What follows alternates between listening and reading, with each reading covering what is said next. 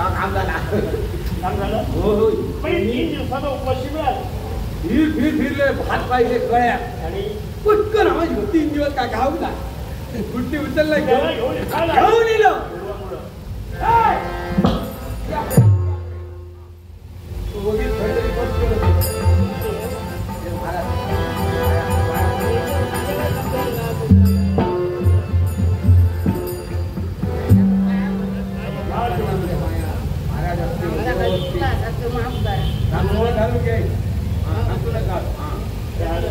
पुढे लावू नको ते हलतात असे हल्लय आता पुढे लावू नको थांबा जाऊ त्याला पाय बघता राहू थांब गेलो त्याच्यामुळे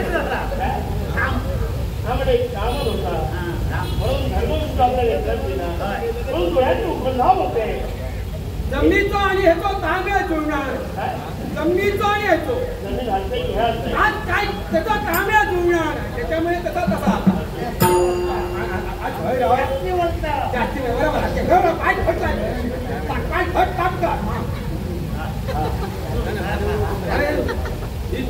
माझे घरवाले तुम्ही बघला व्यवसायातले काय कोणाला गाडी काहीतरी बोलतात बोलले नाही म्हणत नाही आणि आमचा घेऊन माझ्या भावाचा काय चुकला तर मी तुमच्या पाया पडतो माफ करायला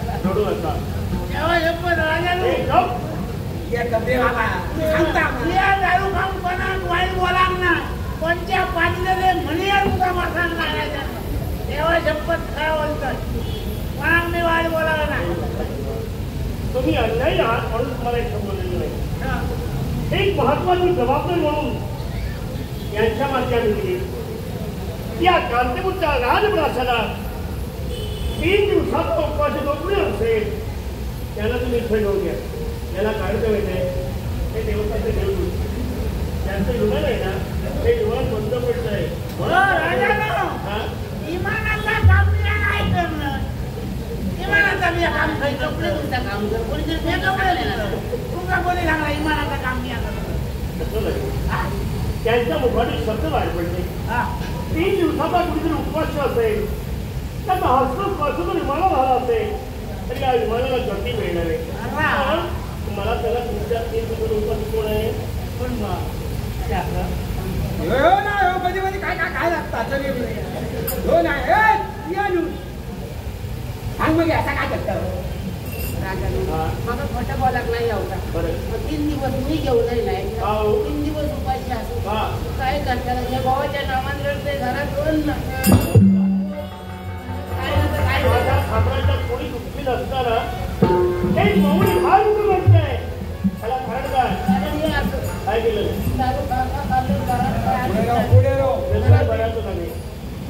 व्यसन करता कामा नाही याच्या उपरांत नाही आणि त्याला तुला लक्षात गेलो तो रथातळाला गेलेला आहे माहिती आहे ना. मग तू काय करतो सर अजून काय व्हायचा लोक रथात कसं जाऊ नाही याला कारण आहे तुझा करत राहा ती वेळ तुझ्यावर येणार आहे. आता याच्या उपरांत हे लक्षात ठेवा आता नाही होत हे देवताचं देव हे त्यांचं पुष्प विमान वाळण्याची काष्ट एकत्री गेली आणि माझ्या अपंग काय करणार त्याचा धूर या विमानाला लागला आणि त्या फळाला विचारला त्यांचं विमाने बंद पडलेले देव दरबारीला जायचं आहे म्हणून भाऊनी आमच्यावर कृपा करा या पवित्र तेजावर आपला हस्तस्पर्श या विमानाला करा तेवढी माझी आज राज विनंती तुमच्या आज्ञाने कधी नाही म्हणाल का असं वाटत तुमच्यासाठी आम्ही आपले बराच सुद्धा देवतो जेव्हा माझ्या बाबा माझ्या हातात जर काय होतं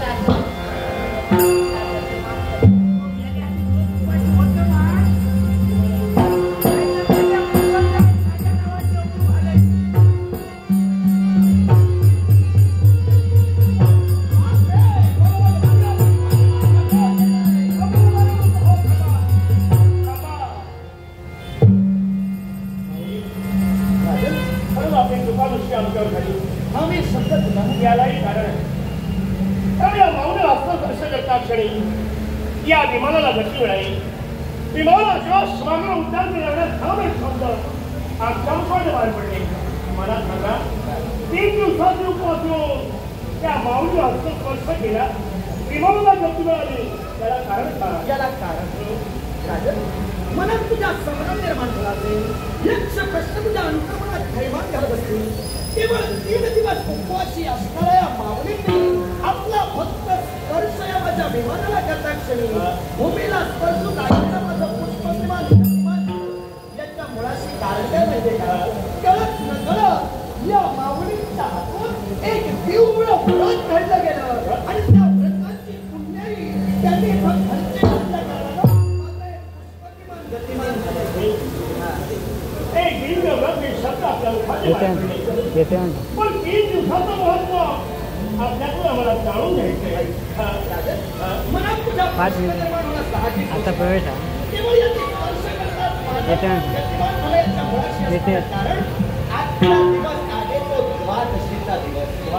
मी तुला म्हटलं होतं 3 दिवस उपवासी असणारी व्यक्ती मला दे याच्या मुळाशी कारण मला ज्ञात होतं कारण त्या व्यक्तीयोगे व्रत आणि म्हणूनच हे व्रत यांच्याकडून घडण्यात आलं यांनी स्पर्श करतात माझं पुष्पविमान गतिमान झालं याच्या मुळाशी असणारं कारण राजन भाई यांच्याकडून घडलेलं व्रत कोणतं माहितीये का तर या विश्वाच्या ठाई ते अनंत आहे ते असाधारण आहे ज्याची पवित्रता आणि त्याची महानता महान आहे असं एकादशी व्रत आणि त्या व्रताची पुण्याही त्यांनी खर्च केल्यामुळं माझं पुष्पविमान गतिमान झालं एकादश व्रत शब्द ऐकले पण या व्रताची सांगता आणि तुला देवत्व व्रत आहे राजन या व्रताची आचारसंहिता या व्रताला घातलेल्या अटी आणि नियम यांचं मी तुला निश्चितच मार्गदर्शन करणार पण एकादशी व्रत म्हणजे काय हे प्रथमतः मी तुला समजायचे ऐकण्याची तुझ्या मनात जिज्ञासा मी ओळखली आणि म्हणून तुला सांगतोय राजन कुश नावाच्या एका दैत्याला मुरू नावाचा एक बंधू होता